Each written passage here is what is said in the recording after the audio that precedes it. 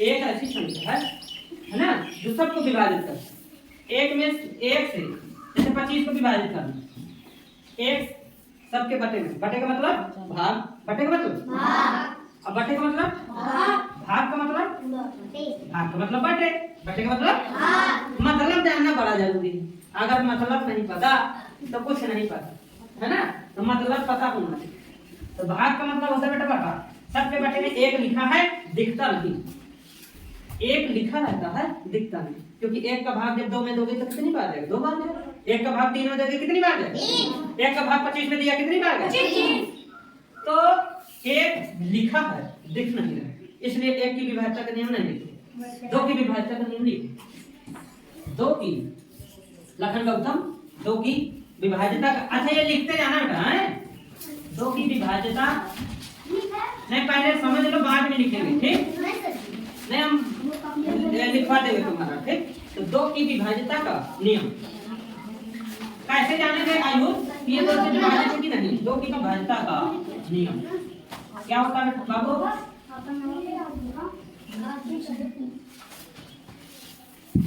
तो जिन संख्याओं का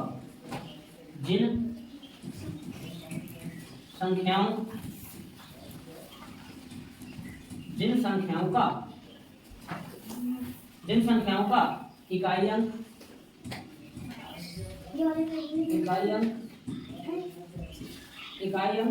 क्या हो, 0 हो, 2 हो, 3 हो, सॉरी 3 नहीं, सम संख्या होनी चाहिए, 0 2 4 6 8 बस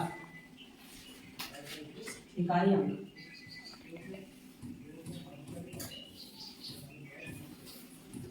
इत्यादि आज हो तो वह संख्या सदैव दो से विभाजित होगी, दो से विभाजित। इसको बेटा लिखते रहो, क्योंकि अभी मैं समझा नहीं रहा, जब मैं समझाऊं तब नहीं लिखूं, है ना। दो से विभाजित होती,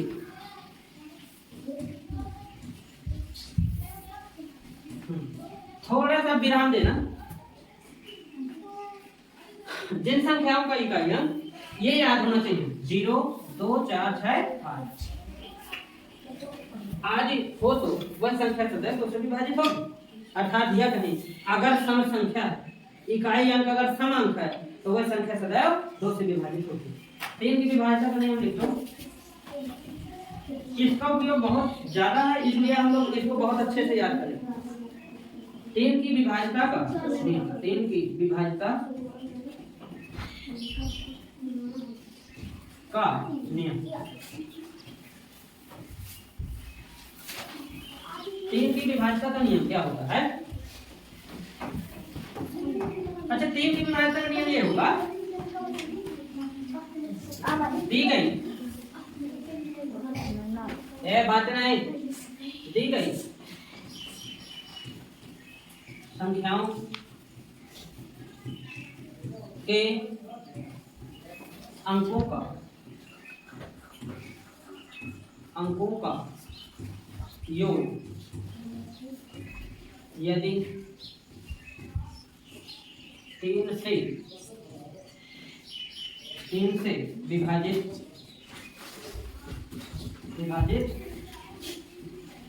हो तो वह संख्या विभाजित होती है। वह संख्या मतलब 3 से सदैव विभाजित होगी। जैसे, अच्छा जैसे हम उसमें लिखना भूल गए थे, तो इसमें मैं जैसे लिख दूं,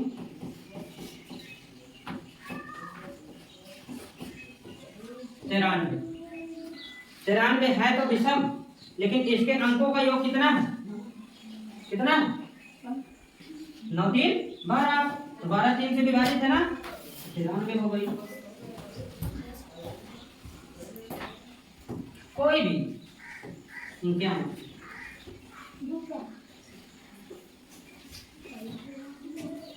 3 से क्या,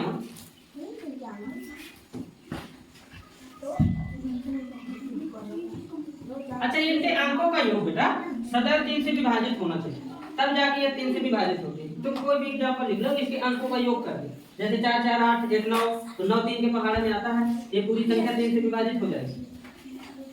5 3 8 1 9, ये भी 3 से विभाजित हो जाएगी। इस तरह से यहाँ भी जैसे लिख लो, यहाँ छूट गया था, यहाँ भी कोई भी संख्या आएगी, इसके अंकों, इसका जो इकाई अंक होगा क्या होगा, 0 2 3 0 2 4 6 8।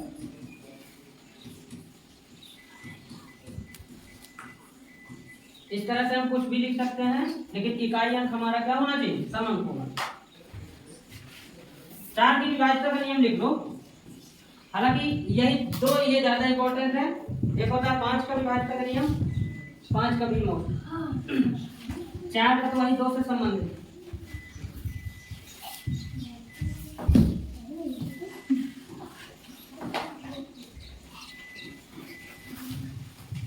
देखो यहाँ का नंबर, इसको भैया काट देना है, यहाँ दूसरा नंबर आ, पहला नंबर लिखे नहीं, दूसरे से सीधे तीसरा डलवा दिया। दूसरा क्या आएगा, तीसरा। 4 की विभाज्यता का नियम ये होगा कि दी गई संख्या के दहाई तथा इकाई के अंकों को मिलाकर बनी संख्या यदि 4 से विभाजित होती है तो वह संख्या सदैव 4 से विभाजित होगी। देखिए 32, इसके दो अंक देखो लास्ट के, 32 विभाजित है 4 से, तो ये पूरी संख्या किससे विभाजित हो जाएगी, 4 से। यहाँ देखो 72, 72 में भाग लगाओ 4 का, 1872, तो मतलब ये पूरी की पूरी संख्या जितनी भी है वो 4 से विभाजित होगी। 4 की, और ये देखो यहाँ इसका इकाई और दहाई का अंक देखा, तो ये कितना हो गया, 16। अब 16 जो है, 16 4 से विभाजित है ना, तो ये पूरी की पूरी संख्या किससे विभाजित होगी, 4। इस तरह से 4 की विभाज्यता का नियम पढ़ेंगे। 5 की विभाज्यता का नियम ये होता है, अगर किसी भी संख्या का, दी गई किसी भी संख्या का इकाई 0 और 5 हो, तो वह संख्या चाहे जितनी बड़ी लिखी हो, वो संख्या सदैव किससे विभाजित होगी, 5 से विभाजित होगी। 5 की विभाज्यता का नियम। अच्छा, लेकिन 5 की विभाज्यता का नियम क्या होता है, बैठो। 5 की विभाज्यता का नियम क्या होगा, दी गई संख्या का,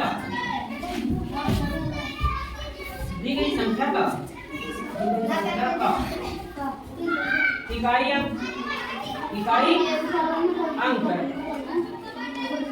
अंक यदि 0 और 5 हो तो वह संख्या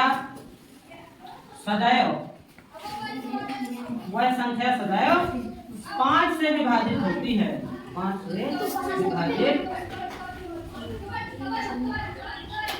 विभाजित होती है। इस तरह से बेटा 5 से विभाज्यता का नियम होता है। तो कोई भी संख्या ले लो आयोग, उसका इकाई अंक बस देखना बेटा है। जैसे मान लीजिए मैंने लिखा 15,625, तो इसका इकाई अंक क्या है आयोग, इसका इकाई अंक बताओ, 5 है ना। देखिए वही चीज मैंने लिखा, 5 होगा तो वह संख्या पूरी की पूरी किससे विभाजित होगी, 5 से। और अगर 0 हो तो संख्या किससे विभाजित होगी, 5 से। चाहे 0 हो चाहे 5 हो, वह संख्या सदैव 5 से विभाजित होगी, चाहे जितनी बड़ी संख्या। तो उसको इकाई अंक से बस मतलब है, ये याद होना चाहिए। इकाई अंक यदि 0 और 5 है तो वह संख्या सदैव 5 से विभाजित हो जाएगी। ठीक, बहुत अच्छी चीज है, इसको याद रखिएगा। ये अभी तुमको बहुत जरूरी पड़ेगा। अगर मैं हट जाऊंगा ना तो लिखेगा कौन, मैं ही लिखूंगा ना।